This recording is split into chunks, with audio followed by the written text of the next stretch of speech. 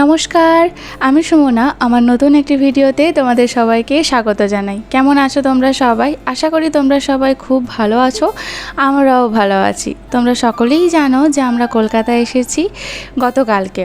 আজকে অশ্মি সকালবেলায় টেস্ট করিয়ে নিয়ে আসার পর আমরা এসেছি মিউজিয়ামে, লাইফে ফার্স্ট টাইম। অশ্মিরও এটা ফার্স্ট টাইম এবং তার সাথে সাথে তার মায়েরও এটা ফার্স্ট টাইম। যদিও অশ্মির বাবা নাকি চাকরি পাওয়ার পরপরই অনেকবারই এসে ঘুরে গেছে, কিন্তু আমাদের জন্য ফার্স্ট টাইম। এখানে আসার পর আমি যা যা দেখছি, যেটাই দেখছি, একটা সিঙ্গেল পিসও যেটাই দেখছি সেটা দেখি পুরো মনোমুগ্ধ হয়ে যাচ্ছি। এই যে যেমন দেখো না, এই এত বড় একটা স্ট্রাকচার দেখে বুঝতেই পারছিলাম না ওটা কি। তারপরে দেখলাম এটা নাকি নীলতিমি। বোঝো কাণ্ড, এত সুন্দর এত সুন্দর। এইগুলো আগের দিনও তোমাদেরকে বলছিলাম আমরা বইয়ের পাতায় ছবিতে দেখেছি, কিন্তু অ্যাকচুয়ালি এটা যে এত বড় এবং এগুলোকে যে এই যে যেমন দেখো, এটা একটা অদ্ভুত প্রাণী। এগুলো যে এইরকম আর কি এক্সিস্ট করে, নিজের চোখে আর কি দেখা, এক অতুলনীয় জিনিস। আমার ক্যামেরা কখনোই এই কোনো ক্যামেরা কেন, কোনো ক্যামেরায় এই সৌন্দর্যর সেটা আর কি রিয়েলি জাস্টিফাই করতে পারবে না। তো শেষকালে আর কি মানুষের একটু কঙ্কাল না দেখলে কি আর হয়, তো হঠাৎ করে আর কি চোখে পড়ে। আর আমার মেয়ের হচ্ছে এই ফেভারিট গরিলাগুলো, গরিলা করে আমার মেয়ে পুরো পাগল হয়ে যাচ্ছে। তারপর এখান থেকে বেরিয়ে আসার পর আসি এই সুন্দর হাতের কারুকার্য, বোনা তাঁত কেন, বিভিন্ন ধরনের পোশাক, এগুলো হাতে বোনা, অসম্ভব। আমরা কি শাড়ি পরি, এক অদ্ভুত জিনিস। আর সব থেকে বেশি আমার যেটা চোখ আটকায় সেটা হচ্ছে এটা, এত সুন্দর এত সুন্দর, এত সুন্দর কিভাবে হতে পারে। ঢাল তরোয়াল সব কিছুই রয়েছে, কিন্তু সব থেকে বেশি চোখ আটকে ছিল আমার ওই জায়গাটাতে। আর এই যে একটা দরজা দেখো, মনে হচ্ছে সেই আমাদের বাড়ির সদর দরজা যেমন শেকলাটা সেরকমই, কিন্তু কোথায় আমাদের বাড়ির দরজা আর কোথায় এখানে। অসম্ভব সুন্দর বিভিন্ন ধরনের যে সমস্ত নটরাজ মূর্তি, দুর্গা মূর্তি, এই যে তাজমহলটা, আমি সব তোমাদেরকে একটু ফাস্ট করে শেয়ার করছি তোমাদের সাথে। তার কারণ যদি আমি সবটুকু শেয়ার করতে চাই প্রচুর বড় ভিডিও হয়ে যাবে। এই দেখো গয়নার বাক্সগুলো, আমি জানি না এটা কিসের বাক্স, দেখে তো গয়নার বাক্সই মনে হচ্ছিল। অসম্ভব সুন্দর কাজ এবং তার সাথে নিখুঁত তাদের কারুকার্য। চলো আমাদেরকে এখন তাড়াহুড়ো করে বেরোতে হবে, কারণ তোমাদের মধ্য থেকেই একজন আমার প্রিয় দিদির থেকে ভালো বন্ধু বলা ভালো, তো তার সাথে আমার দেখা হবে। সে আমাকে অনেক দিন আগে থেকেই বলেছিল যে তোমার সাথে আমি দেখা করব, এবং তার খুব ইচ্ছা এবং আমারও ভীষণ ইচ্ছা এই মেয়েকে নিয়ে ছবি তোলা। কি যে কঠিন একটা কাজ। হঠাৎ করে ওর আর কি পছন্দ হয়েছে ওই জায়গাটাতে বসে ছবি তুলবে। যখন আর কি আমরা প্রথমে আসি কিছুতেই ওকে ছবি তোলাতে পারছিলাম না, তারপরে যখন ও নিজে যেতে চাইলো তারপর আমরা আর কি কিছু ওর ছবি তুলতে পেরেছিলাম ওকে সাথে নিয়ে। এই ছোট বাচ্চা নিয়ে আসা যে কি কতটা টাফ, কতটা ওর মন মর্জি মতো সব কিছুভাবে চলতে হয়, সেটা আমি প্রথমবার আর কি জানলাম। স্পেশালি এই জায়গাটা দেখো কত সুন্দর। যখন আমি প্রথম আর কি মিউজিয়ামে এন্ট্রি করি তখন হঠাৎ সবার প্রথম আমার এখানে দিয়ে চোখ গিয়েছিল, কিন্তু তখন আমি বুঝতে পারিনি এই জায়গাটাতে আমাদের যাবার অ্যালাউ আছে কি না। তারপরে যখন দেখলাম সবাই যাচ্ছে, তাই আমরাও একটুখানি আর কি এলাম। সবাই ছবি তুলছে, ফটো তুলছে, ভিডিও করছে, সেটা দেখে আমার মহারানীরও আর কি ইচ্ছা যায় যে সে নাকি ফটো তুলবে, ভিডিও করবে এবং আমাদের। কিন্তু দেখো ক্যামেরার সামনেই হাত দিয়ে দিয়েছে। আমি ইচ্ছা করলেই এই জায়গাটা এডিট করে বাদ দিয়ে দিতে পারতাম, কিন্তু এই ছোটো ছোটো মোমেন্টগুলো আমার কাছে ভীষণ দামি। এই যে আমরা এখন দুজনে মিলে বসেছি, আমাদেরকে দুজনে মিলকে বসতে দিয়েছে যে তোমরা দুজনে মিলে বসো, ও নাকি তোমার ভিডিও করবে, আমাদের ভিডিও করবে। এই যে দেখো আমাদের ভিডিও করছে আমাদের মহারানী প্রথমবার। ও যেমনভাবে পেরেছে সেভাবেই ও আমাদের সাথে ভিডিও করছে। আবার যখন আমি বলছি যে তুমিও ভিডিও করো, আমিও ভিডিও করছি, তুমি যে এই সুন্দরভাবে আমাদের ছবি তুলে দিচ্ছ, ভিডিও করে দিচ্ছ, এটার একটু ক্লিপ নিয়ে রাখি, তো সেটা কিছুতেই আর কি নিতে দেবে না। সে আমাদের হাতে কোনো ক্যামেরা বা ফোন থাকা চলবে না। এই যে দেখো কীরকম করছে, কিছুতেই ফোন থাকা চলবে না। আমি যে ভিডিও করছি সেই জন্য রেগে যাচ্ছে। আমরা যেমন চুপ করে আর কি বসে থাকি, সেরকম চুপ করে বসে থাকবো, আর উনি আমাদের আর কি ভিডিও করবেন, ফটো তুলবেন, এই সমস্ত কিছু করবেন। কি রাগ কি যে তোর বাবা ওখানে দাঁড়িয়ে আছে বলে বলছে বসো আমি ছবি তুলবো। কিন্তু বিশ্বাস করো এখন আমাদেরকে যেতে হবে, কারণ ওই দিদি অনেকক্ষণ আগে চলে এসেছে এবং আমাদের জন্য অপেক্ষা করছে। তারপর তাড়াতাড়ি করে গিয়ে এই দিদির সাথে আমার দেখা, সাথে ছিল তার একটি মিষ্টি মেয়ে। কলকাতায় এসেও যে এইভাবে আমি সারপ্রাইজ পাবো, এটা আমি স্বপ্নেও কল্পনা করিনি। এত ভালো লেগেছে আমার। সত্যি আমার এখনো বিশ্বাস হচ্ছে না। তোমার বিশ্বাস হচ্ছে না, ওর থেকে আমার বেশি বিশ্বাস হচ্ছে না। মানে আমি প্রায় ধরো 4.5 বছর তোমার ভিডিও দেখছি, 4.5 বছর তো হবে। ওই ভিডিওটা দিয়ে স্টার্ট করেছি, তারপর থেকে এমন হয়ে গেছে না আমি সুমনের সাথে দেখে আমি করবোই, যেই শুনেছি কলকাতায় এসে না আমি যাবোই। ও ভালো লাগছে গো দেখা হ্যাঁ হ্যাঁ হ্যাঁ, এটাও কিন্তু একটা ভালো হয়েছে, বৃষ্টিটা হয়েছে বলে ওয়েদারটা একটুখানি। এত রোদে আসবে আমি সত্যিই বিশ্বাস করি না, আমাকে আসতেই হতো, আমার ভীষণ ইচ্ছে ছিল তোমার সাথে দেখা করা, ভীষণ। আর আমার মেয়ে এই হচ্ছে, বল কাকে দেখতে এসেছিস? আর অশ্মি একটু শুধু জড়সড় হয়ে ঘুরে বেড়াচ্ছে বাবা। না অশ্মি হেসেছে আমাদের দেখে, অশ্মি একটু হেসেছে। হ্যাঁ এটা কিনেছে তো অশ্মি। দিদিকে তো আমি প্রথমে দেখে চিনতে পারিনি, উনি আমার হাজব্যান্ডকে দেখে মানে অশ্মির বাবাকে দেখে আর কি চিনতে পেরে এগিয়ে এসেছিলেন। আমার দুটো চোখ শুধু খুঁজছিল কোথায় কোথায় এত মানুষের ভিড়ে সেই মানুষটি, সেই প্রিয় মানুষটি কোথায়। তারপরে যখন উনি সামনে থেকে আর কি হেসে এগিয়ে আসছিলেন তখনই আমি বুঝতে পারি যে ওই দিদিই হবে আমার সেই প্রিয় দিদি। এত মিষ্টি ব্যবহার, এত ভালো, আর বাচ্চাটা এত ভালো, মানে কি বলবো, এক ফোঁটার জন্য মনে হয়নি যে এদেরকে আমি প্রথমবার দেখছি, মানে ওদের সাথে আমার প্রথমবার দেখা হচ্ছে। মানে মনে হচ্ছে না কত দিনের চেনা, কত আপন, নিজের মানুষদের থেকেও বেশি আপন মনে হচ্ছিল। মানে এত সুন্দর ব্যবহার, মানে কি বলবো। যাই হোক, দিদিকে আমরা মানে সেভাবে তো আমরা ওইভাবে প্রিপেয়ার হয়ে থাকিনি, কারণ এটা আমরা স্বপ্নেও কল্পনা করিনি যে দিদি সত্যি সত্যিই আসবে। তার তো যদিও সকাল থেকে আর কি কথা হচ্ছিল, আর সব থেকে বেশি আর কি এক্সাইটেড ছিল এই বাচ্চা মেয়েটি, যে আমার মেয়ের সাথে আর কি দেখা করার জন্য খুব এক্সাইটেড ছিল, খুব ইচ্ছা প্রকাশ করছিল। ওর জন্যই বলতে পারো যে আমাদের দেখাটা হওয়া।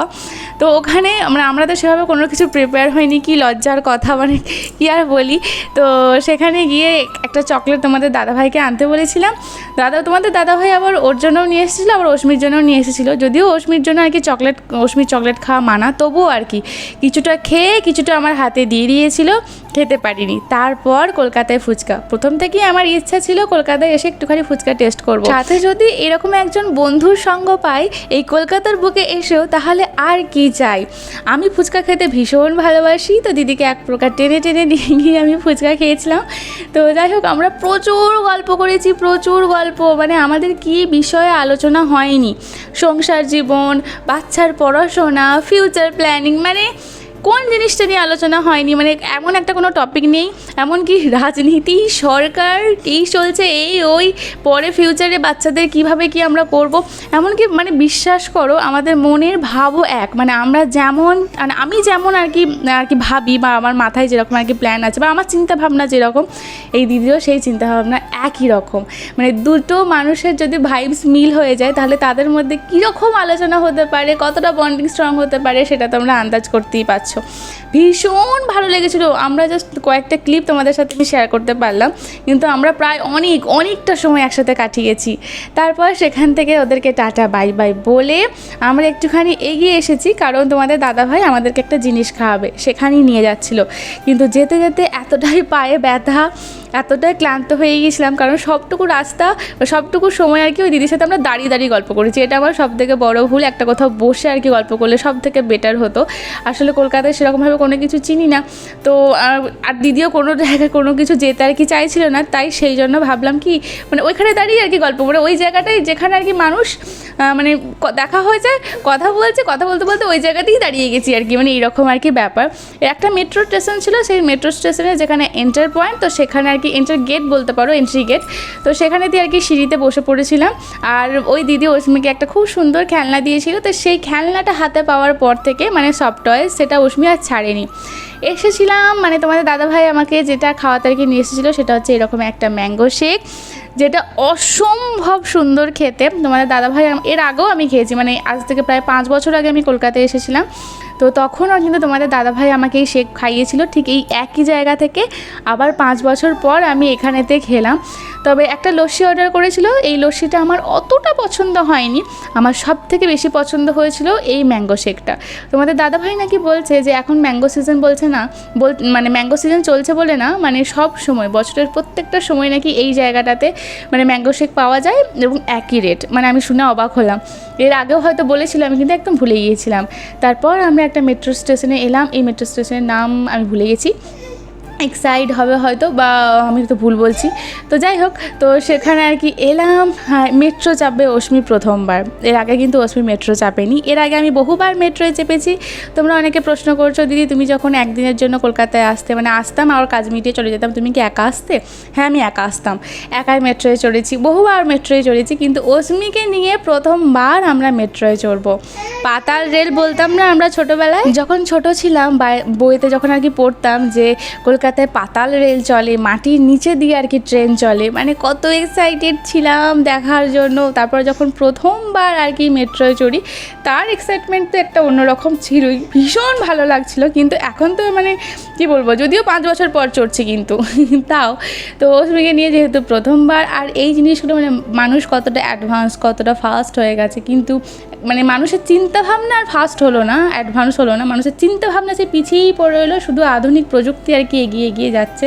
এই আধুনিক প্রযুক্তির সাথে সাথে মানুষের চিন্তাভাবনাটাও যেদিন আর কি ফাস্ট হিসেবে গ্রো করবে, মানে তবে আর কি যদি একটু পৃথিবীটা একটু সুন্দর হয়, সুস্থ হয়, আমাদের মেয়েগুলোর জীবন একটু ভালো হয়। তো যাই হোক, সেই সমস্ত কথা এখন বাদ দাও।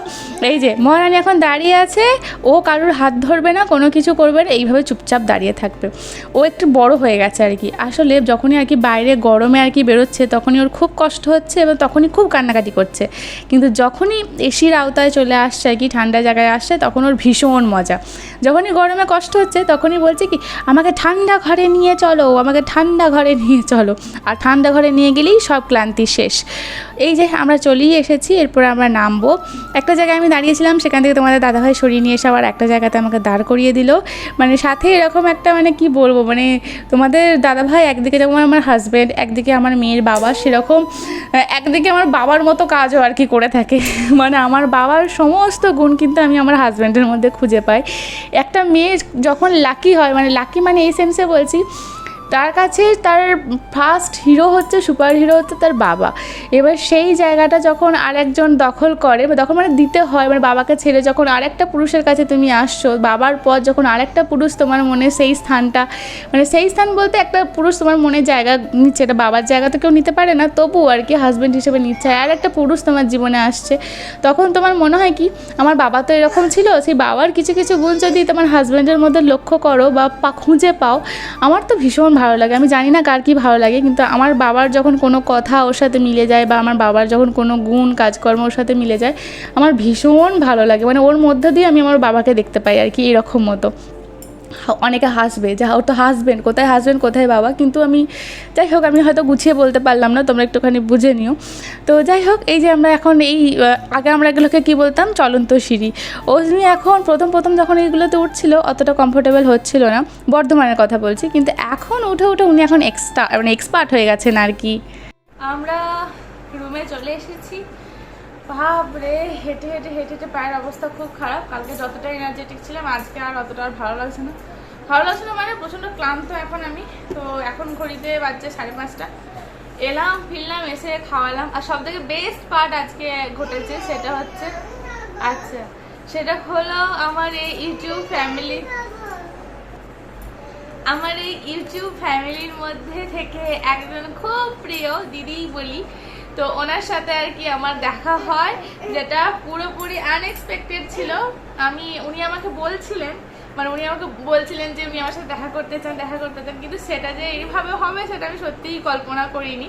কারণ নিজেকে অতটা গুরুত্ব বা প্রায়োরিটি কোনোদিনই দিয়ে আসিনি যতটা তোমরা আমাকে দাও, বা তোমরা আমাকে যতটা ভালোবাসো। মানে কি বলবো, ভীষণ ভীষণ ভীষণ ভালো লেগেছে। তোমরা যতটুকু ভিডিওতে দেখলে তার থেকেও অনেক অনেক বেশি সময় আমরা কাটিয়েছি। দিদি ভীষণ ভালো, আর সব থেকে বাচ্চাটা ভীষণ ভীষণ মিষ্টি।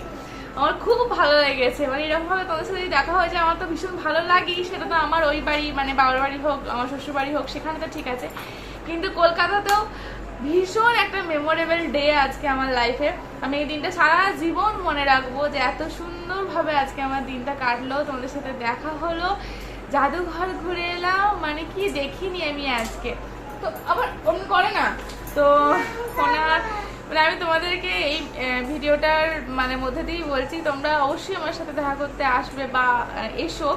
তো আমিও খুব পছন্দ করি, কিন্তু ব্যাপারটা হলো এত গিফট নিয়ে এসো না, আমার নিজেকে খুব অকওয়ার্ড ফিল হচ্ছিল। মানে দিদি যখন আর কি, মানে তুমি যদি আমার ভিডিওটা দেখে থাকো, যখন আর কি আমার হাতে জিনিসপত্রগুলো আর কি দিলে বা অশ্মির হাতে দিলে আমার সত্যি নিজেকে মানে খুব ছোট মনে হচ্ছিল, মানে খুব অকওয়ার্ড লাগছিল একটা, মানে সেই সিচুয়েশনটা বেশ একটু অদ্ভুত ছিল। তো যাই হোক, আমি আমার দিক থেকে তো সেরকমভাবে কোনো কিছু প্ল্যান করতে পারিনি। তো 2 হাত ভরিয়ে দিয়েছো, প্রচুর জিনিসপত্র দিয়েছো। তো যাই হোক, এগুলো আর করো না, মানে আমার নিজেকে খুব খারাপ লাগে, নিজেকে নিজের মনের মধ্যে কীরকম একটা অকওয়ার্ড ফিল হয়। তো যাই হোক, মানে মোদ্দা কথা আমরা অনেকটা সময় কাটিয়েছি। তো কি খুলে ফেলেছো? ভালো করেছো। দিদি অশ্মির জন্য ছাড়ো, এটা ছাড়ো, অশ্মির জন্য কিন্ডার জয়, অশ্মি কিন্ডার জয় খেতে ভালোবাসে বলে কিন্ডার জয় আরও অনেক কিছু জিনিসপত্র নিয়ে এসেছে। সেগুলো না হয় তোমাদেরকে আমি একে একে বাড়ি ফিরে দেখাবো। এখন এই মুহূর্তে একটুখানি রেস্ট করব 8 ঘন্টা মতো, তারপর আবার এখান থেকে বেরোনোর প্ল্যানিং আছে। তো দেখা যাক কি হয়, কোথায় যাই না যাই।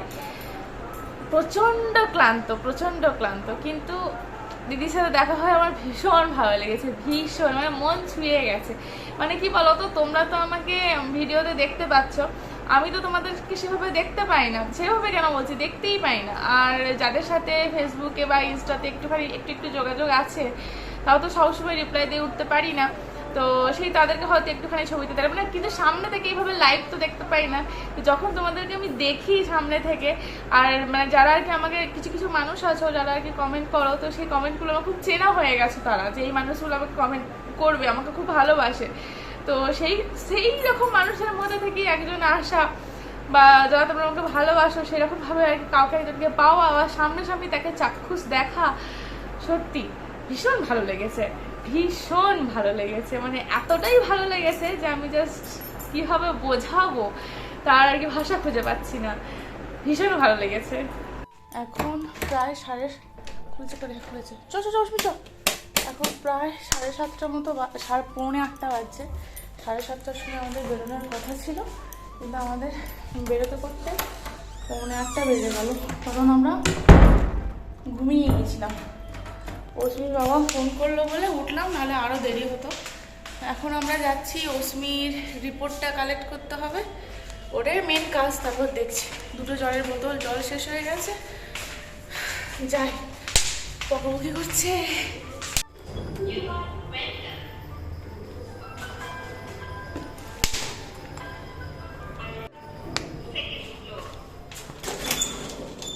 অশ্মিয়া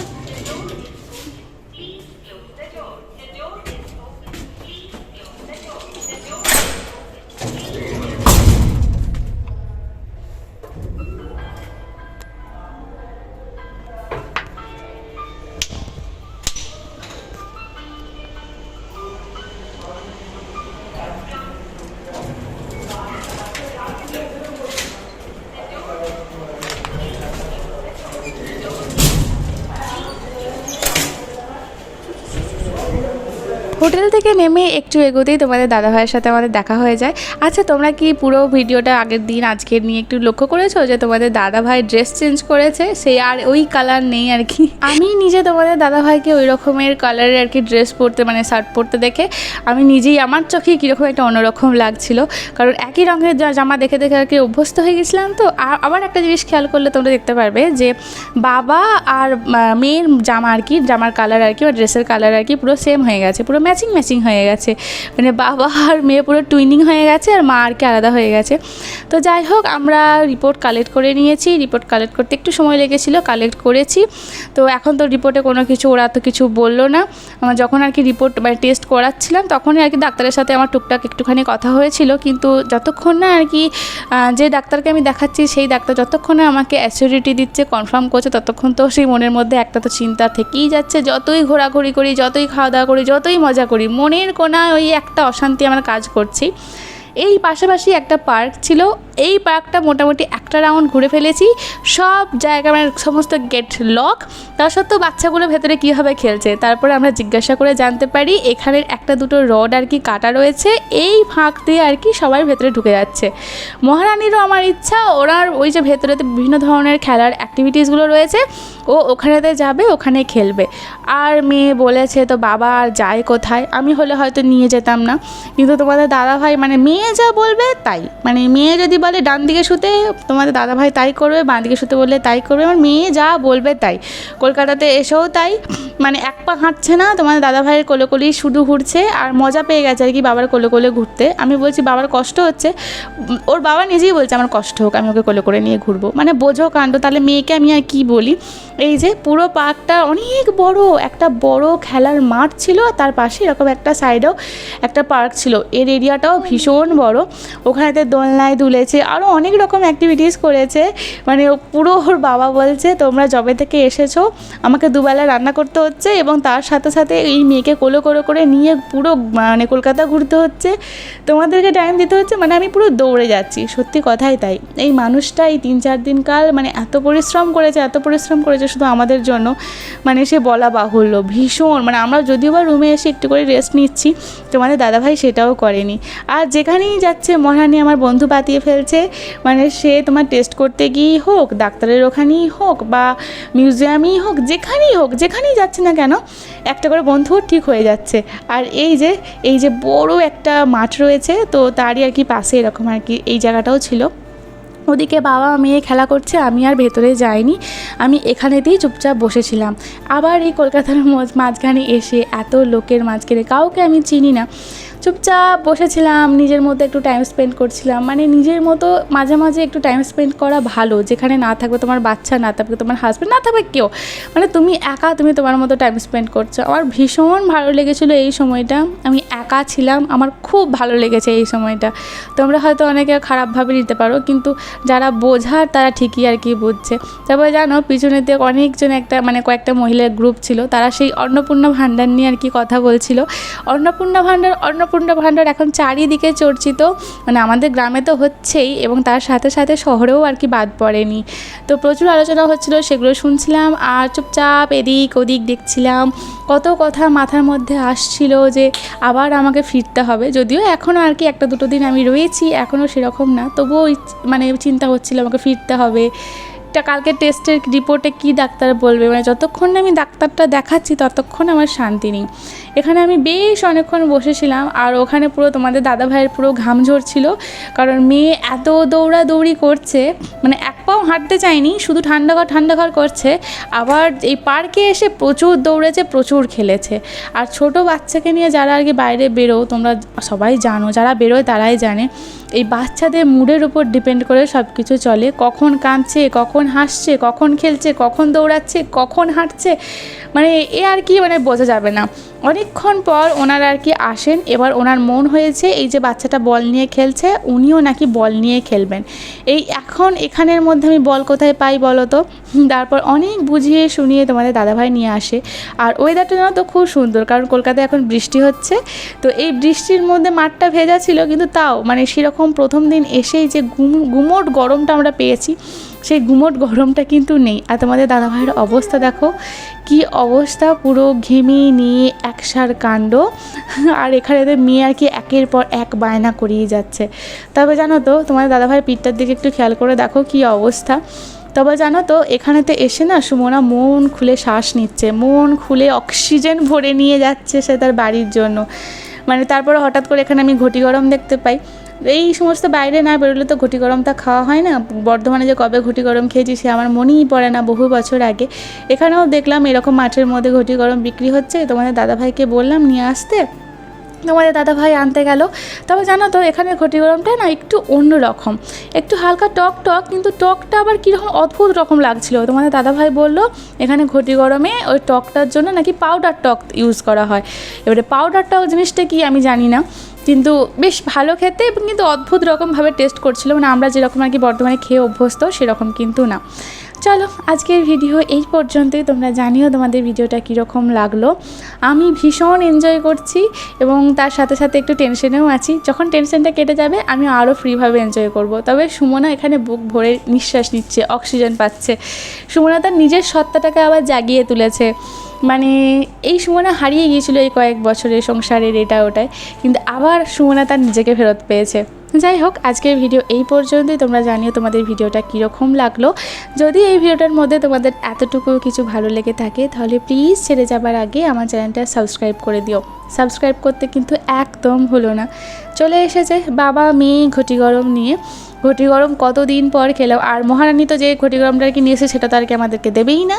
প্রথমে আমরা একটা নিয়েছিলাম, তারপরে আবার একটা অর্ডার করতে হয়েছিল এবং একটা বাচ্চাকেও আমরা কিনে দিয়েছিলাম।